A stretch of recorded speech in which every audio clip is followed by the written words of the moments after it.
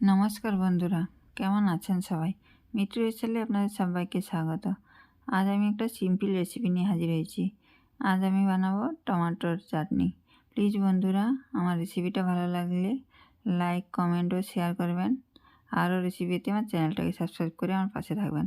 আর আমার সমস্ত সাবস্ক্রাইবার বন্ধুদের অসংখ্য ধন্যবাদ আমার পাশে থাকার জন্য। তো চলুন দেখে নিই রেসিপিটা। এখানে আমি 500 গ্রাম টমেটো নিয়েছি, ভালো করে ধুয়ে পরিষ্কার করে ছোটো ছোটো করে কেটে নিয়েছি। আর এখানে ফোড়নের জন্য একটা শুকনো লঙ্কা, দুটো তেজপাতা নিয়েছি। আর এখানে হাফ ইঞ্চি আদা হামাদির সাথে ছেঁচে নিয়েছি। রান্নাটা করবো এবার। গ্যাসে কড়াই বসিয়ে দিয়েছি, কড়াইটা গরম হয়ে গেছে। এখানে সরষের তেল দিয়ে দিলাম। ফোড়নে দেব শুকনো লঙ্কা আর তেজপাতাটা। কেউ চাইলে ছোটো এলাচও ফাটিয়ে করে ফোড়নে দিয়ে দিতে পারেন, ভালো লাগবে। এবার দিয়ে দেবো 1 চা চামচ মতন পাঁচ ফোড়নটা দিলাম। এবার এখানে টমেটো কুচনোগুলো দিয়ে দেবো। টমেটোটাকে ভালো করে এবার মিশিয়ে নিচ্ছি।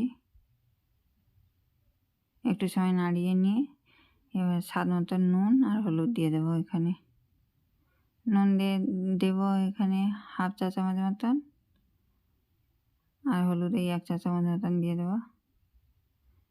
দিয়ে টমেটোগুলো একটু মিশিয়ে নেবো ভালো করে। আর গ্যাসের ফ্লেমটা এখন হাই রেখেছি। এবার এখানে যে আদাটা ছিঁচে রেখেছি, আদাটা এখানে দিয়ে দেবো। এবার আদাটা মিশিয়ে নেবো ভালো করে টমেটোর সঙ্গে।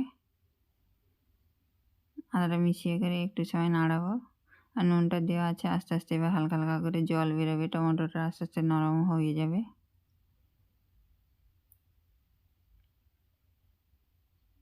এখানে নাড়িয়ে নিয়েছি। এর মধ্যে এবার আমি স্বাদ মতন চিনি দেব। চিনিটা আমি আমার মিষ্টি অনুযায়ী দিয়ে দেবো। মিষ্টি দিয়ে করবো একটু চাটনিটাই, হাফ বাটি দিয়েছি। কেউ কম মিষ্টি খেতে চাইলে চিনি পরিমাণটা আমি কমিয়ে দেবেন। চিনিটাকে এবার ভালো করে টমেটোর সঙ্গে মিশিয়ে নিচ্ছি। মেশানো হয়ে গেলে একটা ঢাকনা লাগিয়ে দেবো টমেটোটা সেদ্ধ হওয়ার জন্য। জল টল কোনো কিছুই দেবো না, এই যে রসটা বেরোবে টমেটো থেকে এটাতেই সেদ্ধ হয়ে যাবে। ঢাকনা চাপিয়ে দিয়ে গ্যাসের ফ্লেমটা একদম লো করে 7 থেকে 8 মিনিট মতন ফুটিয়ে নেব।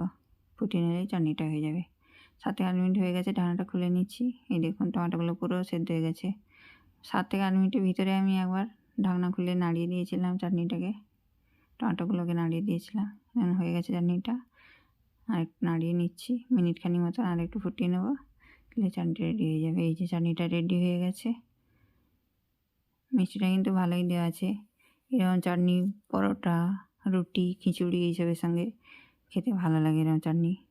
আমার সিম্পল চাটনির রেসিপিটা যদি ভালো লাগে বন্ধুরা, আপনাদের বন্ধু বান্ধব পরিবারদের সঙ্গে শেয়ার করবেন। আর ফুল ভিডিওটা দেখার জন্য ধন্যবাদ। টাটা।